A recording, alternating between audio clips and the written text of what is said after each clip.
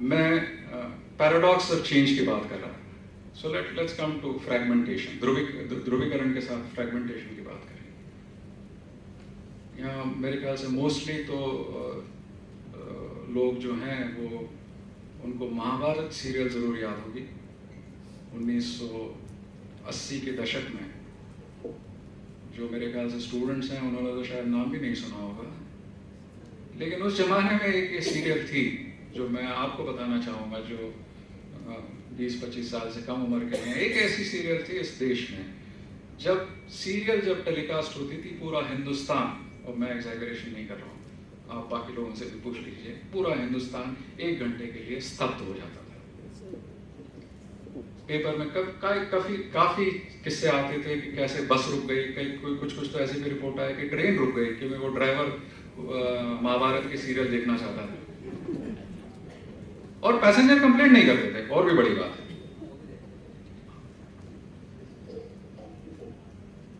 ये सीरियल खत्म हो गई, एक दिन खत्म हो गई, और दूसरा महाभारत नहीं आया, दूसरी सीरियल इतनी पॉपुलर नहीं हुई, और हर कोई ये कहने लगा कि दूसरी सीरियल क्यों नहीं होती, लोगों को पैसे देते थे, कोई टैलेंट भी नहीं। लेकिन आज भी महाभारत कई बार अभी भी टेलीकास्ट होती है, लेकिन देखते हैं नहीं देखते हैं। इसकी वजह क्या है? इसकी वजह है because the viewers have multiplicity of choice which we did not have. मैंने 1991 में मेरे फादर ने मेरी बेटियों के लिए कलर टीवी लिया था। सर उस समय कलर टीवी जब हमने लिया तो उसमें 8 चैनल थे, और एक कोई टीवी था उसमें 25 चैनल थे।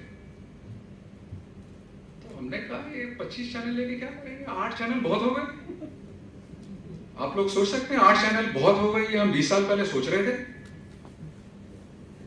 तो जब इतनी मल्टीप्लिसिटी ऑफ चॉइस होती है तो किसी एक चीज पे कैसे आप ध्यान दे सकते हैं? This is fragmentation. एक जमाने में, थोड़ा इस जमाने का अगर एग्जांपल दूं तो एक जमाने में एक इंडियन क्रिकेट टीम हुआ करती थी और एक ऑस्ट्रेलियन क्रिकेट टीम हुआ करती थी। अगर पॉन्टिंग ने सेंचुरी बनाई तो जो सचिन के फैंस है वो बहुत बुरा मानते थे कि टीम के लिए खराब है। 2003 में जब पॉन्टिंग ने सेंचुरी बना ली तो इंडिया वर्ल्ड कप में हार गया था। लेकिन अब आईपीएल आ गया है, आईपीएल में सचिन भी खेलता है और सचिन की टीम का कैप्टन पॉन्टिंग है। अब किसको, और वो खेल रहे हैं महेंद्र सिंह धोनी के साथ, चेन्नई सुपर किंग के साथ। तो अब किसको बैक करें? और मेरे जैसे लोग हैं, मेरे साथ के काफी लोग होंगे जो वी डोंट लाइक आईपीएल, क्योंकि हम कहते हैं बेकार चीज है, टेस्ट में मजा है। हकीकत की बात तो यह है कि IPL is forcing us to make choices which we don't want to. हमारे लिए लाइफ सिंपल होना चाहिए कि हम या तो सचिन को बैक करें, महेंद्र सिंह धोनी को बैक करें, पॉन्टिंग को नहीं करें। और जो यंगर जनरेशन है, दे सीम टू लव आईपीएल। ये भी एक रियलिटी है।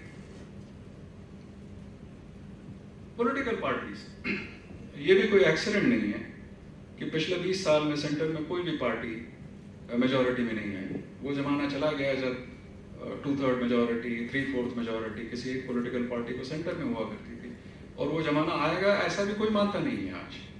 उसकी वजह क्या है? क्योंकि हर किसी के अलग अलग कंपल्शंस और इंटरेस्ट होते हैं।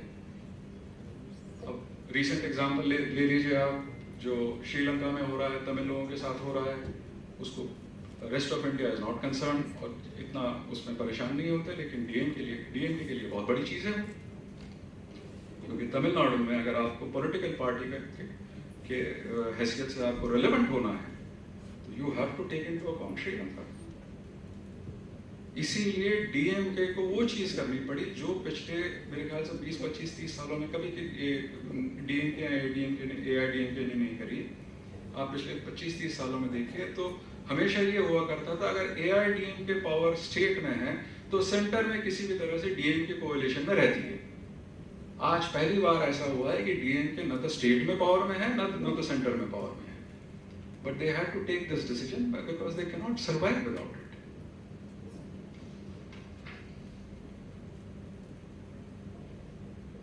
तो what do we make of this paradox of change?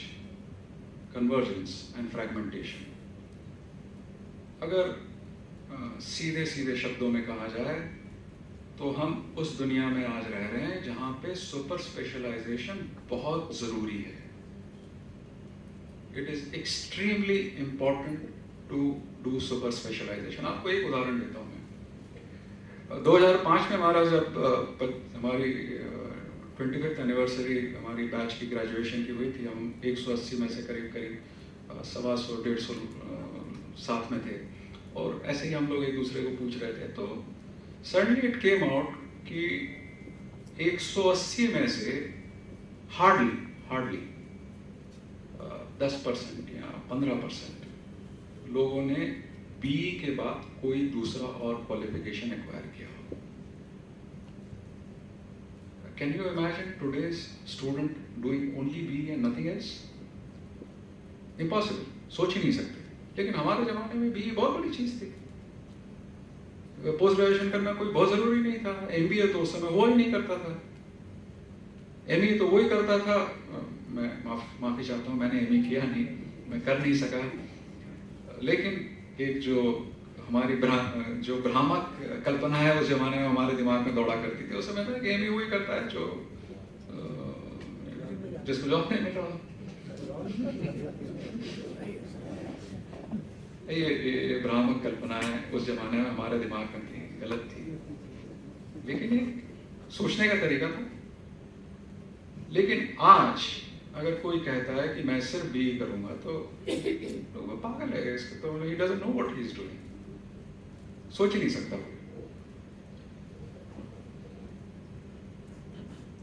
Super specialisation is important, लेकिन इस सुपर स्पेशलाइजेशन का कोई वैल्यू नहीं है। There is no value to having super specialisation unless there is capacity to understand, deal with and truly respect, समझना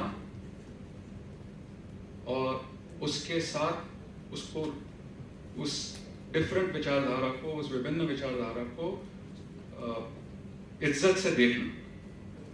An opinion that is diametrically opposite to our own viewpoint, because that opposing viewpoint may have a validity of its own. मैं आपको एक छोटा सा उदाहरण देता हूं। अगर मैं आपको कहूं कि एक ही अनंत सत्य इस दुनिया में है कि रोज सवेरे सूर्य पूर्व दिशा से उगता है और शाम को पश्चिम दिशा में डूबता है, अब कहेंगे अनंत सत्य है। But that is not true. That is not factually correct.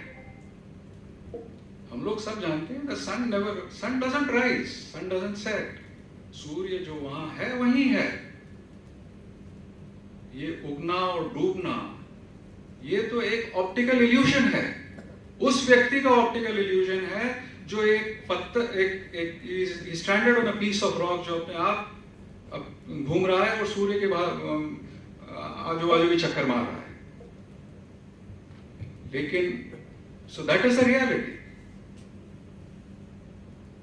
The reality is very different to what you see. थोड़ा और आगे जाएं तो ये भी उतना ही सच है कि it's important to realise that the day when every word of the specialist was gospel is long gone. 25 साल पहले डॉक्टर ने कुछ कह दिया तो बात खत्म हो गई। उसके आगे उससे कुछ सवाल करते हैं तो डॉक्टर नाराज हो जाता है। तो वो नहीं है, that doesn't exist. Doctors have their diagnosis challenged. Teachers have their wisdom challenged, questioned. Even in army, जिसके बारे में कहा जाता था there is not to reason why, there is but to do and die. 6 महीने पहले, 1 साल पहले, less than 1 year ago, Chief of Army Staff, आप सबको मालूम है, Chief of Army Staff filed a court case against his superior officers. ये 10 साल पहले, 20 साल पहले इस तरह की घटना होगी ऐसा कोई सोच भी नहीं सकता। आज वो दिन है जहां super specialist like doctor Anil Kakodkar, जो एटॉमिक एनर्जी कमीशन के फॉर्मर चेयरमैन थे, they have to go and reason with illiterate villagers and convince them that the highly complicated atomic energy plant that they are setting up is absolutely safe. This is the new age reality. My way or highway doesn't work. मैंने कह दिया और वो सच हो गया, ये संभव नहीं है किसी के लिए।